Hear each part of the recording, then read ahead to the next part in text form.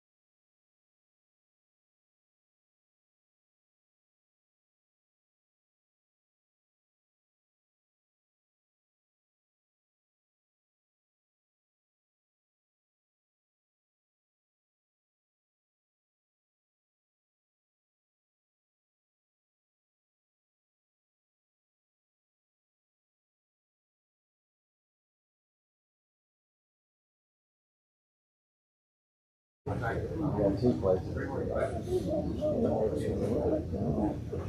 Work there and learn all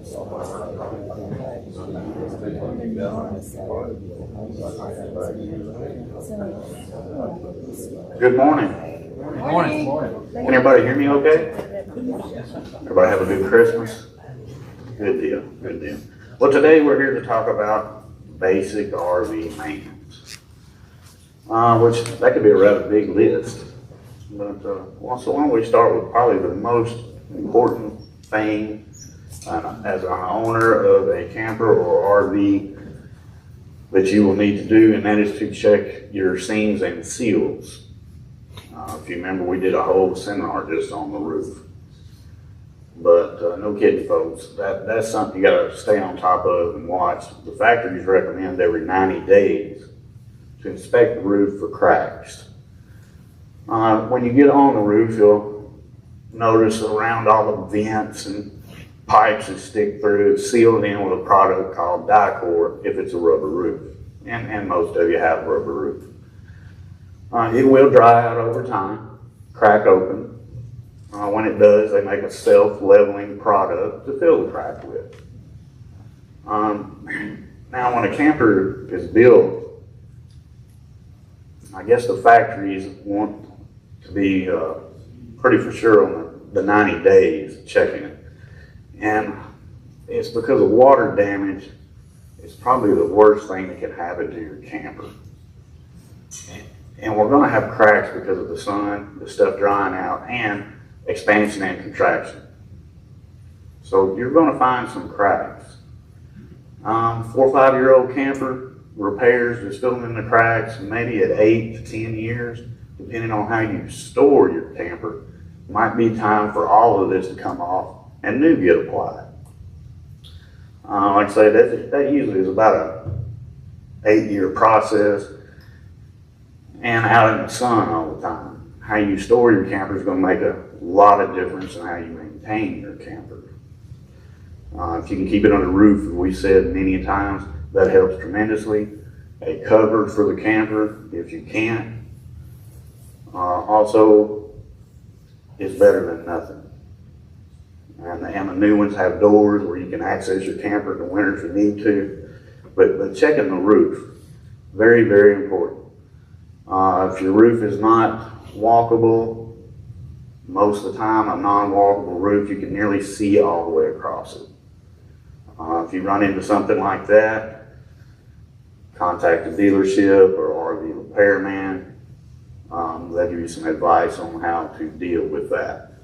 But if it is not a walkable roof, please don't walk on it. I've seen what happens there. How do you know if it's a walkable or non-walkable roof? Well, How do you tell by looking across an it? ultralight, for instance, Okay. most of those are not. Each camper manufacturer is going to be a little different, so you can find out about your camper. Like I say, most ultralights are little 16-footers, clippers, things like that, are usually not walkable. Your bigger fifth wheels and travel trailers generally are. Yes, sir. Does that mean if they got a ladder going up there, they're walkable? Yes, sir. Okay. Yes, sir. But if you didn't hear him, he's asking to have a ladder. Can you walk on it? Yeah. Now, even with that, you can damage it, if you wanted to. So you want to walk lightly. There's a weight limit. I don't know of a weight limit that is set, 250 is what it says on mine. 250. And I have one just like this. How big is Denny? Yeah, I know some boys bigger than that that walk right here for a living. Because mine is just like this, and that's why it's 250. Yeah. If yours is just like this, it'll more than hold that. But even me, if I wanted to, I could put my foot through it if I wanted to. But checking those seals around the vents, very, very, very important. On the sides of the camper, silicone, where all these little corner beads and all this stuff is, you'll see it crack open. Same thing, sun, expansion, contraction, time. Now, a fifth wheel has places you might see that occur more. Like a fifth wheel where it goes over the bed of the truck, that curve. You've seen a lot of older ones that are kind of wavy and look funky in that area. That's water damage. That thing twists when you're pulling it a lot. Travel trailers, same way. Where the roof meets the front cap is a spot to really keep an eye on. Not being said that all of them are not important, but those are where we see them open up quite a bit. And you'll see that in nearly all older fifth wheels. We use GE Silicone 2. If you're not a real good caulker, get you some painter's tape. Tape off what you want to repair, and it'll look just like a factory repair. I've seen some of them gooped up pretty bad. Those two are probably the two most important things. Roof, seams, and seals. Seals, so slide room seals. Pretty easy to maintain. There's several companies that make this. This is called Seal Saver. You spray it on the slide room seals, just outside. It penetrates in, does its thing, keeps the flap new and pliable, where it'll flip and do its job. Once a year, I mean, again, it's going to depend on where you store it, how much you use of that. Don't use a lot of it. I've seen some of them come in where they're just so greasy they wouldn't even flip, literally. The other thing about the seals is a slide room can get out of adjustment. It can move forward or it can move back. You might find the seal is not touching on one side. That's the other thing to inspect for. And that repair will depend on what type of slide room you have. Now, as far as any other lubricants, I like this product right here for your stabilizing jacks, door locks. Anybody's door lock, get little 751 keys. Little shot of that and spraying make a huge difference. That doesn't attract a lot of road dust and grime. That's the reason I prefer that. Now, any question on slide ring seals? When you spray it, do you need to wipe it down too, or just spray it? It'll be like a foam, just walk away from it. Just spray it on, walk away.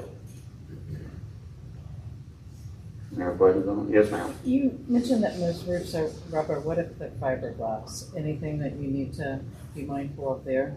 It's gonna have a sealer, very much like Dicor. It may even be Dicor. Dicor will work on fiberglass. There's some other products that are available for it.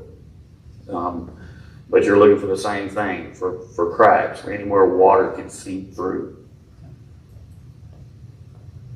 Any other questions on that? All right, now, anybody ever dealt with black streaks? Everybody know what I'm talking about? Yeah. Little black streaks you'll see on the older campers. You know where they come from? The window. Close. Rain and a dirty roof. The dust collects on the roof, whatever's in the atmosphere, smoke, soot. Then when it does rain or the dew settles, that starts coming down the sides of the camper. It's what causes the black streaks. So a black streak remover. This is an excellent product called Crown. It's what we use here. Now, that cleaner is a cleaner. It'll clean off wax. It's going to clean off whatever protectant you've got on there also. So keep that in mind, that a black streak remover is usually a cleaner. So if you got wax on the unit, you'll want to wash the whole unit down and then re-wax. But that's where the black streaks come from. And if you can kind of keep them off of there, once a year, if it doesn't get so bad and hard to get off. Yes, sir. What do you do when it comes around the window?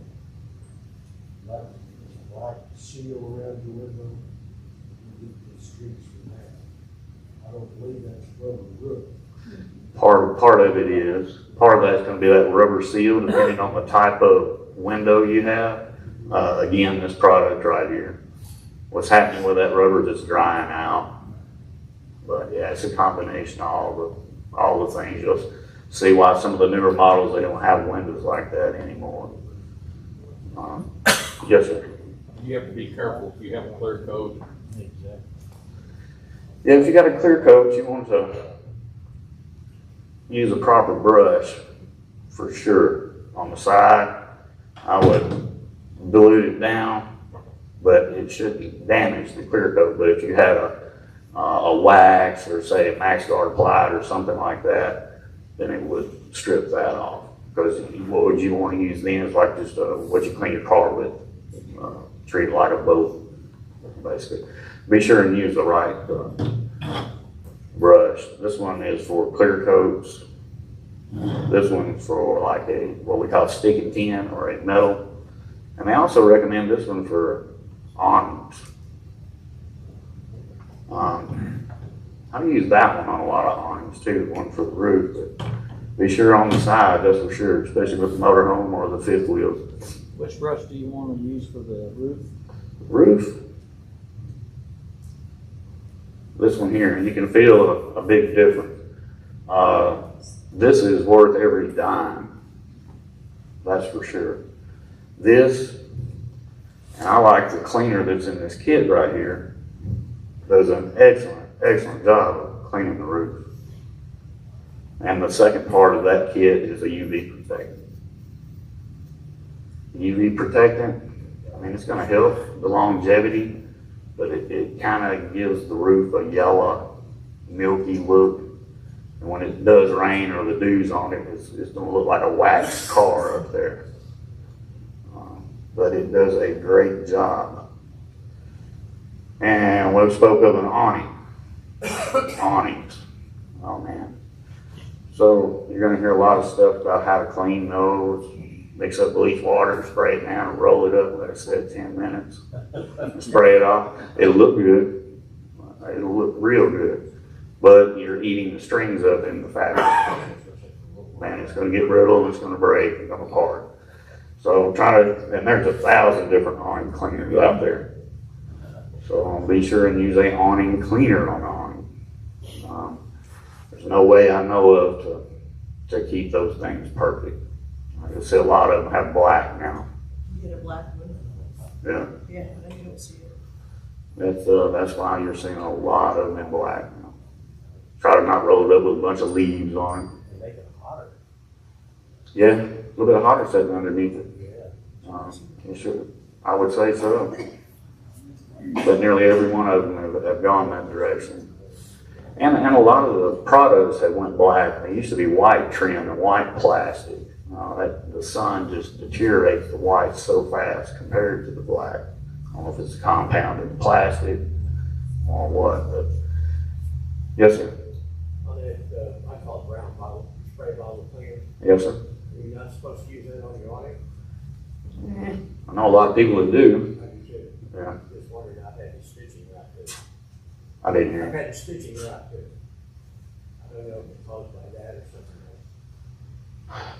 else. Here we use awning cleaner because of that. Now, I don't know the longevity. You're the first person that's told me, how old is the awning? I had several cameras and I keep them about 2 or 3 years. And I use that to clean spots and, most of them have been white, I got black one now. But I've always used that on my own. I just wondered now you say about bleach water concoction is going to eat the stitching. I've had stitching problems with different cameras. I would say so. I don't believe it is recommended. I'm not for sure. I know we don't use it here for that reason. But yeah, the best way to make them look good is they bleach. Man, it looks great, especially the white one. But it's not going to last long.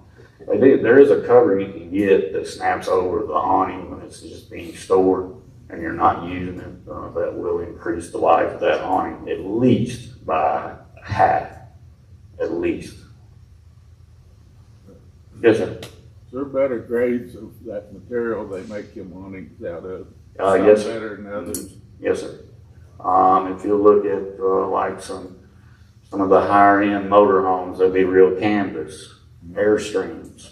I don't know about now, but they used to be all real canvas. There's definitely different grades for sure. That edge around there, it looks like a weed eater string that they sew around the edges of them. Seems like one mine it's come loose.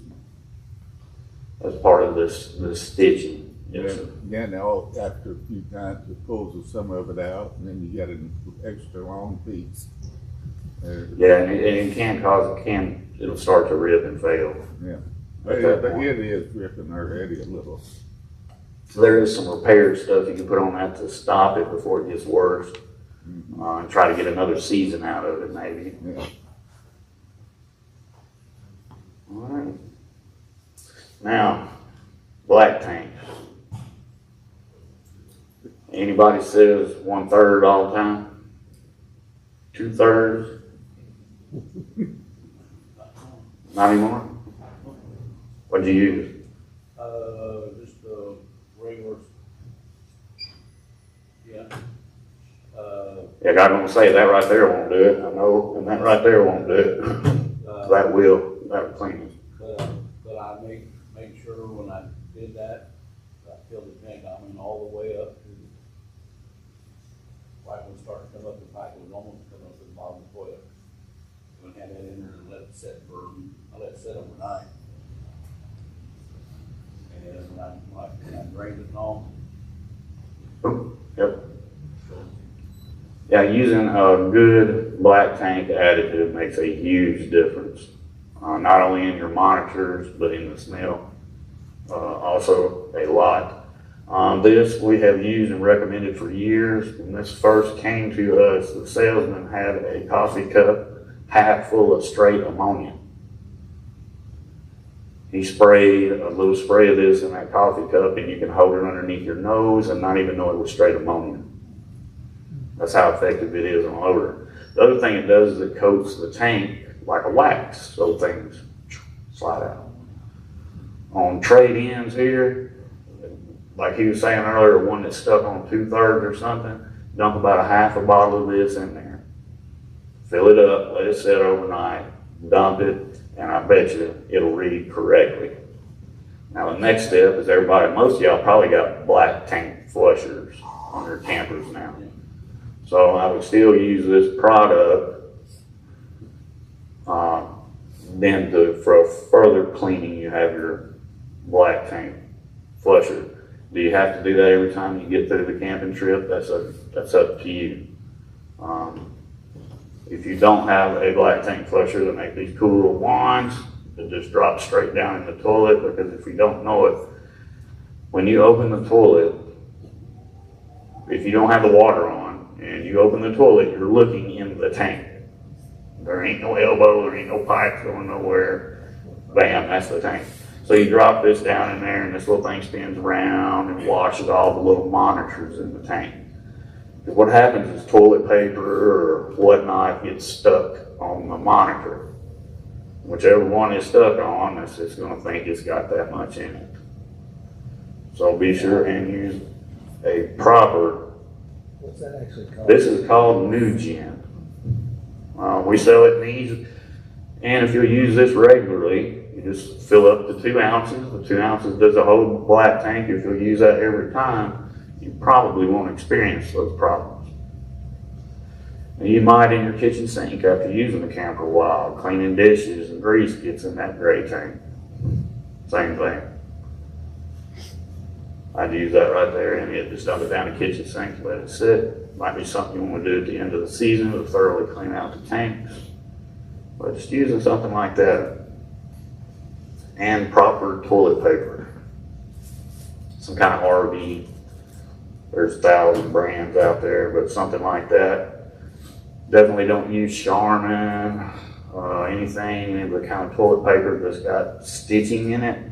Those strings get in the gate valves and cause a lot of problems. So with the proper stuff, you can use your toilet. I promise. Now you'd be surprised how many people, no, we don't go to the bathroom. Me, I have a camper so I can have a bathroom. I hate the shower house. So everybody's different, but I promise you'll be all right. Any questions on that stuff? All right. Now, we talk about maintenance and all that stuff, basic maintenance on your tires, you know. Check the pressure before you leave out when the tires are cold. Start with a charged battery. So, it's summertime. You want to go camping in a few days, and you got this little gadget. Yes, you can run your refrigerator on this. And everybody keeps their camper different. So during camping season, a lot of people's got their refrigerator stocked. It's like, man, I don't want to take all the pickles, mustard, mayonnaise, and all that salad dressing. So it's all right to run it through the season. Just the refrigerator on this. No air conditioners, nothing like that. When the camper's plugged into this, first thing it's going to do is start charging your battery, freshening it up. Your refrigerator, you're going to get it cold. When you're traveling, the tow vehicle keeps the battery charged up to keep the refrigerator running. Plug back in at the campsite. Battery's still doing its thing, getting charged. All's good. You get back home. I'd get the food out of cabinets, but you know, there's a lot of people that do that during the season. But again, only the refrigerator and some lights when you are running that. Any questions about in between camping trips? How best to keep them? I leave mine plugged in about all the time when it's on. A lot of people do. It's a choice. It really is. So when these things are manufactured, they're generally built for 10 seasons or 2 years. It's a recreation vehicle. So the more things are running, in theory, the quicker it is going to wear out. but everybody's a little different. You find the balance. I mean, you bought it so you can have fun with it. Like me in the summertime, I ain't gonna empty out all that stuff. In the winter, yeah, shut everything down, get it out. It's the best way to keep them. Yes, sir. I take the battery out when it gets cold, but I still leave it. Still leave it plugged in? Yeah. Well, then if your converter is not a smart converter, Yeah, your converter is running wide open all the time. well, I don't know how smart it is. It knows if the battery's charged or not. So your converter is looking for a battery, but there ain't one. Yeah, So it's supplying all the power instead of the battery supplying the power. well, that's the reason I leave it on, so I can go out there in it anytime and everything. The lights come on. The only thing with taking that battery out is it's gonna shorten the life of the converter, because like I say, it's running wide open right now. Okay, So if you have a 30 amp camper and it's running wide open, it's pulling 4 to 6 amps, so you only got 20 something amps now. well, it's a 50 amp, but camper. But if it's plugged in, I'd leave a battery in. A battery that's charged or being charged will not freeze. It's not gonna hurt it. So that don't help the life of it since I take it out. Nope, shortening the life of your converter. Can't win. Yeah,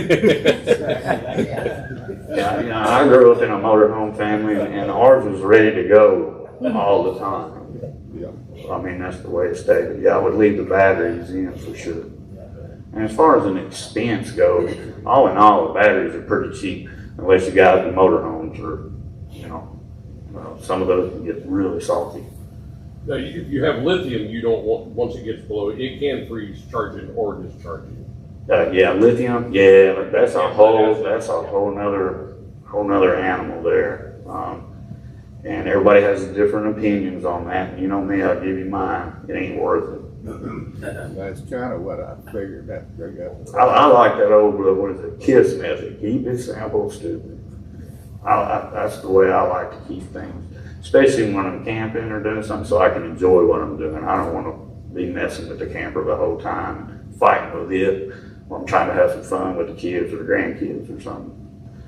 And that's what the basic maintenance is all about. You know, a fresh battery is a big key to a successful trip. Right. Now,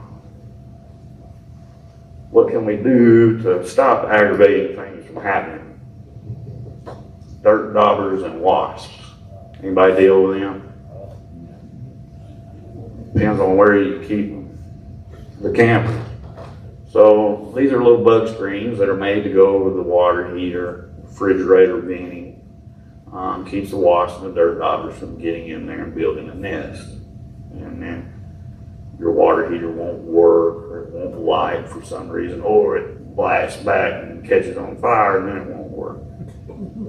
There's a safety feature in the Dometic water heater. It's a little clear piece. You'll see that's a fuse is what it is. And it's placed right above where that thing fires up. So if a wasp or a dirt dauber has caused something to back up and that flame to come back, it melts and shuts the thing off. So before you leave the house, it's a good idea to fire up the water heater. Pop it on just a second, make sure it's going to light. Hopefully you got your refrigerator cold so you know it's working. Just makes it a lot easier. Sure. Hey, wouldn't your furnace be the same situation? Yep. And they make them for all different types of furnaces, depending on what type of furnace you have or what type of water heater you have. Furnace is real aggravating. These are probably the most important ones, especially if they get into a suburban heater. These are designed for Atwood. So the suburban heater, when they get in it, we have to pull the furnace out. And that's a chore. And it's a good idea if you're camping in the fall or whatever to check that. There's probably a lot more people camp in the fall than you realize are cool weather. But you want to make sure that furnace works, that's for sure. But the dauber screens are always a great idea, and you know me, the roof vent covers are an excellent investment. And that's the basic maintenance of it. Now, there's all kind of systems and leveling systems and sliding mechanisms and all that stuff. Some of that stuff you want to look at once a year. You may want to have it inspected by a dealership once a year. That type of stuff, when you winterize it, when you de-winterize it. Generally when you need to do your heavy maintenance. In between, start out with a good battery, use the proper stuff, check those tires and the tire dates. And that's usually the key to it. What tire do you recommend?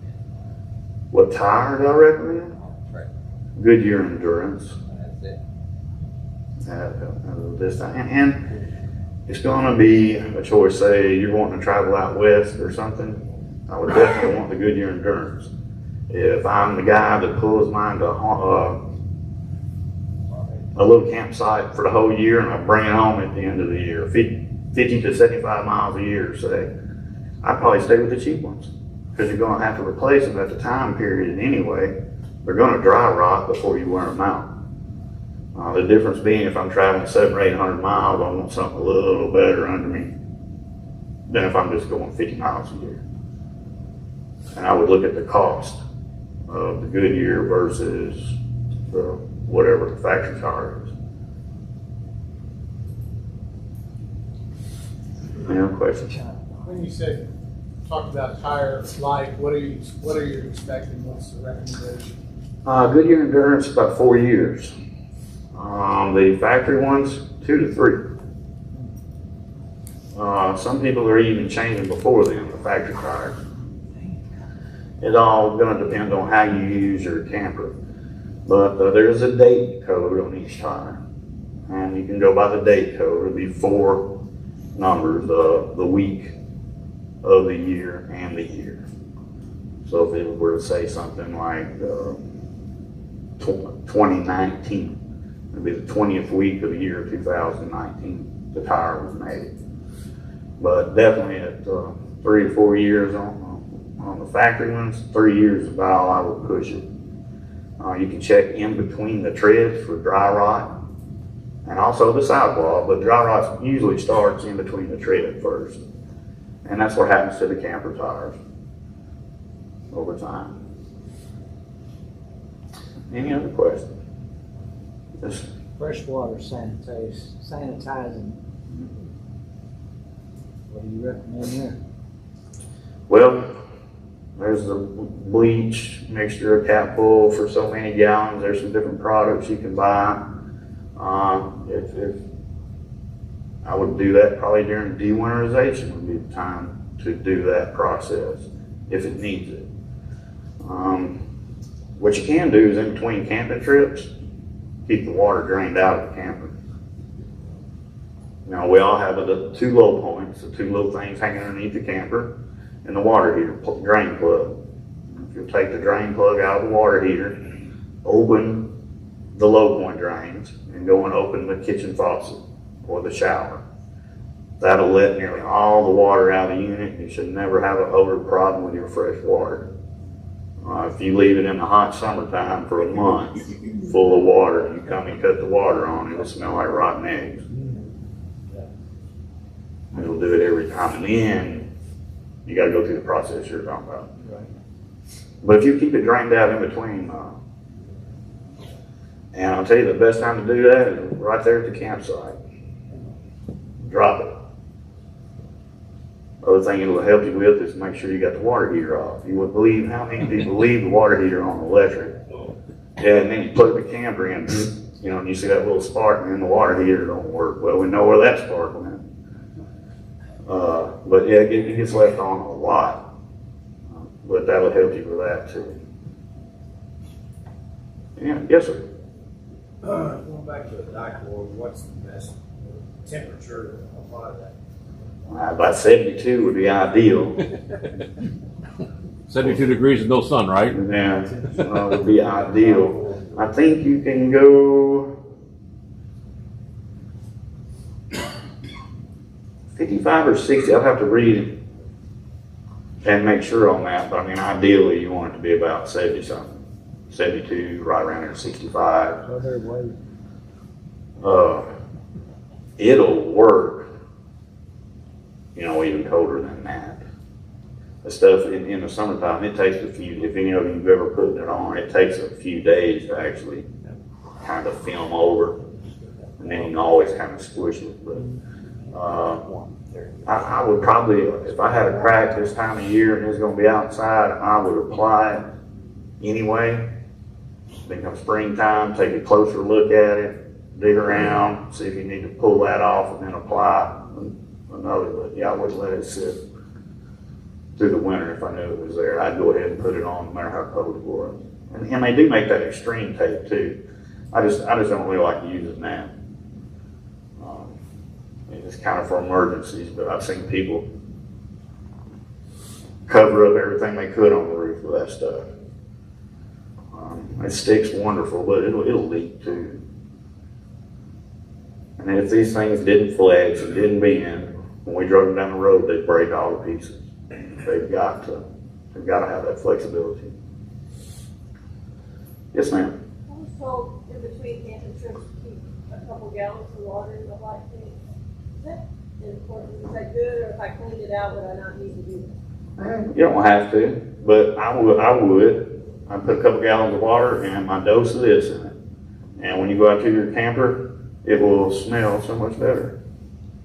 You can take that and just dump a little bit in the P-trap in the kitchen sink, just put a little water with it, and it'll change the whole smell in the whole camper.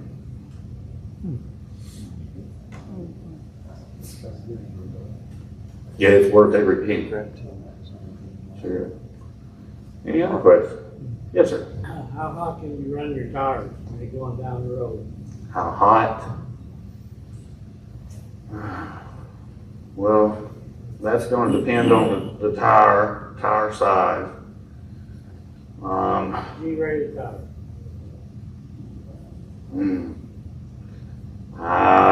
That's going to, again, it'll depend on the load and the speed. What are they running? Yeah, I know you got a big one. What do they generally run now? About a little over 100 degrees. A little over 100 degrees. Hey, Ben, what's the hottest temperature a tire on a fifth wheel can go? It's going to depend on road and a lot of things. What I generally tell everybody is to watch it, and you've driven yours enough, you know what they should be running at. So if they're running at 100, 105, and you see one go to 125, 130, and the rest of them are staying, something's going on with that tire, whether it be in the axle or the actual tire.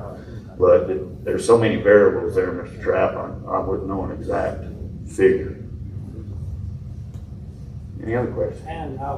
And if it is running your 100, 125, 130, how long do you have to set the side of the road to let it cool down?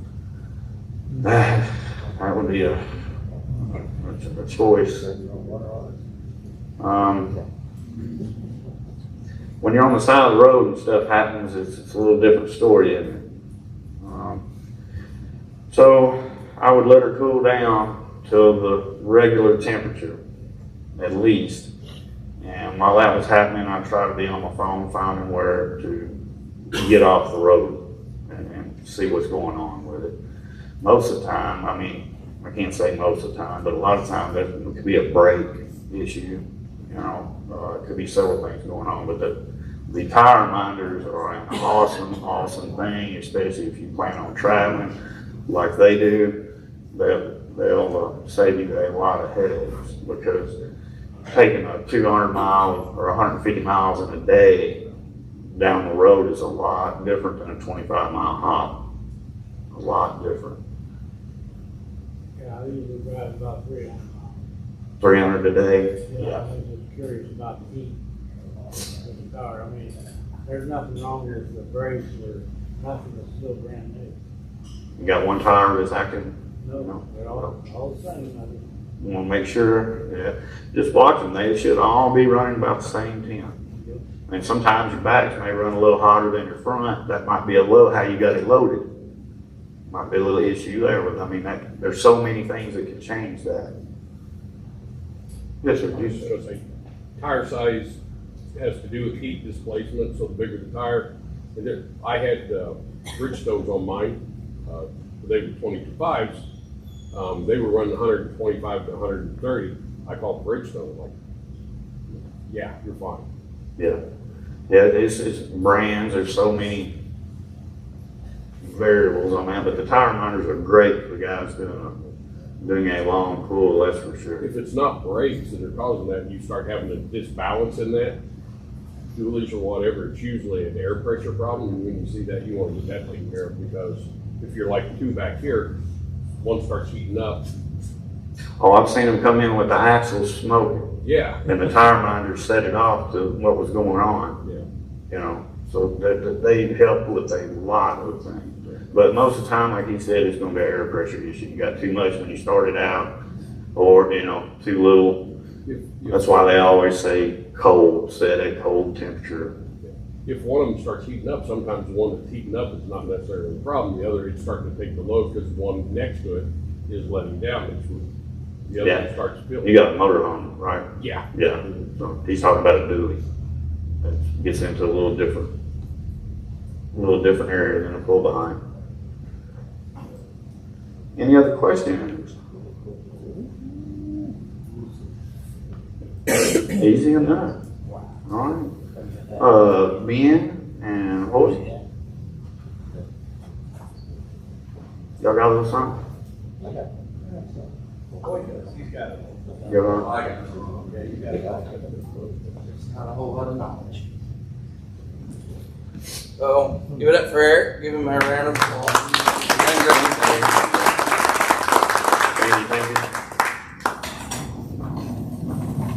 With camping, you never start learning. Or having new experiences. Some of them might be on the side of the road, some of them might be in the campground, but they're still experiences.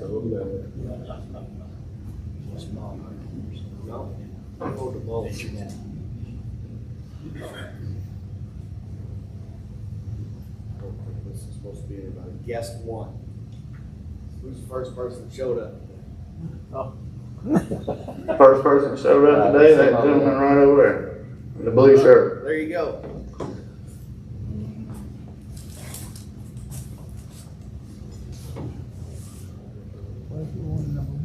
I'm glad I paid attention to the I don't know if that's supposed to be in there or not. Guest one is what it says. He was guest one, so there we go.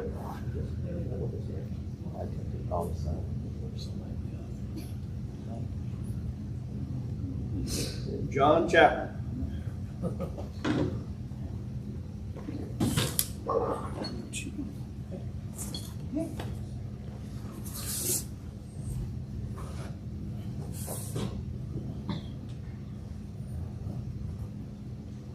Wally Cottrell. Wally, man, I don't see Wally here today. All right. No, I ain't seen Wally.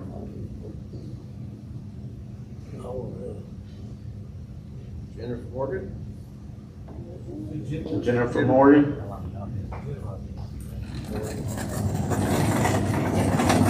Come on. All right, open it No. up.